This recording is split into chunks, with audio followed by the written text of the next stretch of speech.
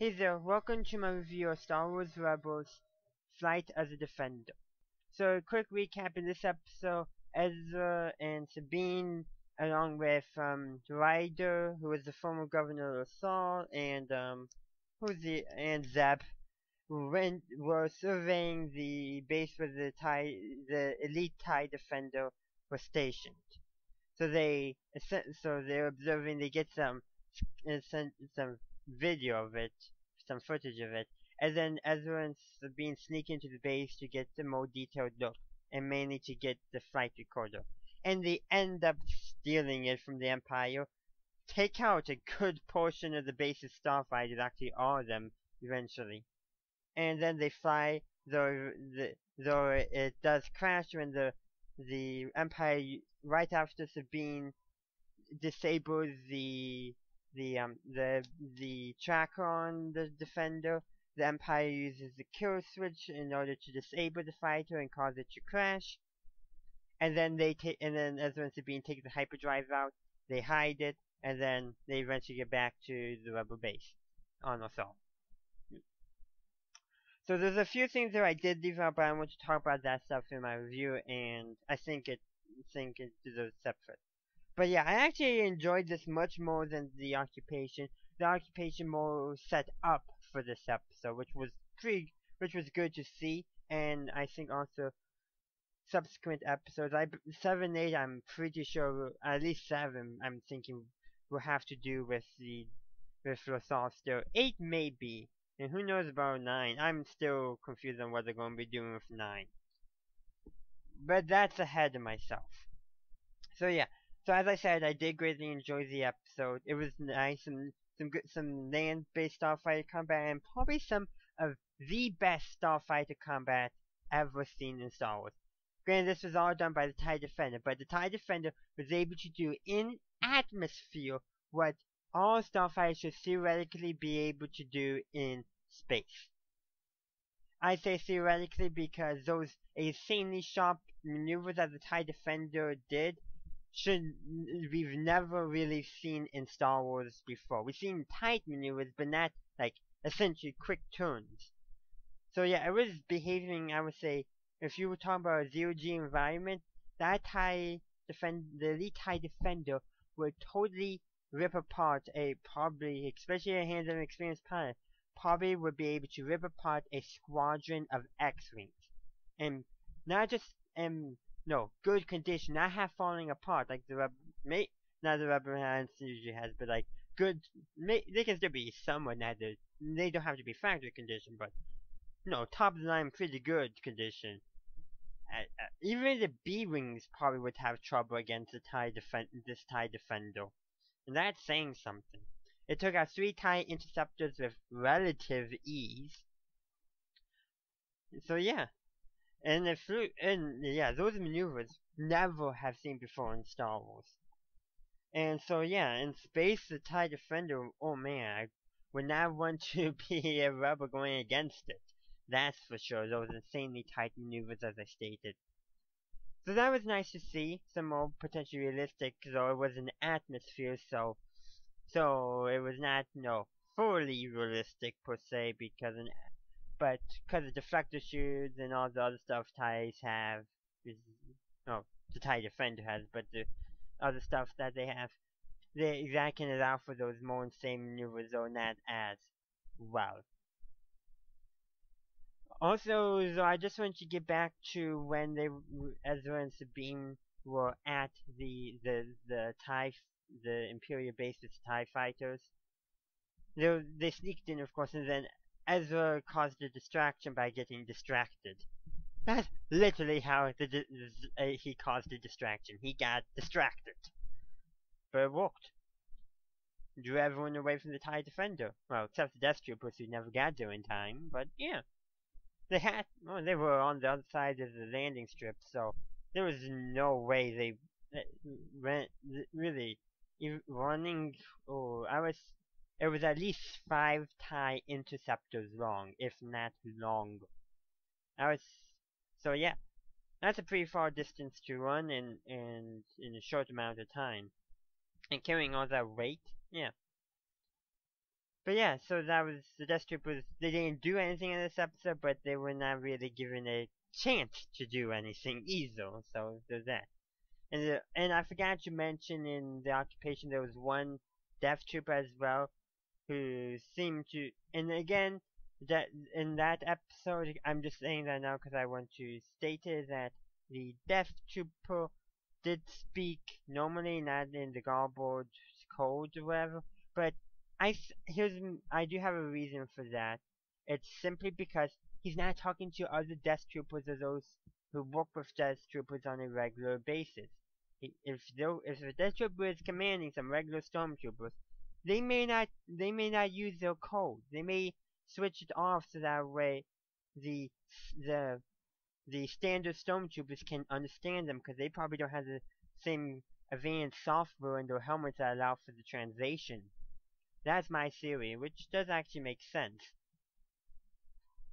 But back to when Ezra and Sabine stole the TIE Defender, and Thrawn was just so calm about it. TIE Defender destroys the TIEs and destroys at least 2 or 3 interceptors, and then comes back going straight down the middle. What does Thrawn do? He stands there, still upright, gets on his master pistol, and just fires. Even as people around him saying, "Get your cover, Grand Admiral," he keeps on firing, just so calm. So yeah, that was impressive to see, and then and he doesn't have the kill switch used automatically. That way he can see it tested in combat. Pretty impressive, you gotta say. Oh, this situation now go as planned. No problem. Combat test. Live fire, no less. So that's impressive to see that Grand Admiral Thrawn was able to totally turn that situation around for the Empire. Still lost the TIE Defender, and then its hyperdrive got stolen, but who knows how that will turn out. But yeah, so also now I want to talk about another part of the episode that I did not talk about in my recap, and this stuff has to do with the Force. And so Ezra twice saw a white lost wolf in the distance, and then saw it once up close. And then of course there's also a white lost cat. We got to see Ezra's relationship with the Lost Cats again and how they distracted the Stormtroopers early on. I forgot totally about that, but that was good coming. They follow, 2 of them follow Ezra and Sabine into the base, and then Ezra and Sabine need a distraction so Sabine can get into the TIE Defense to get his flight recorder.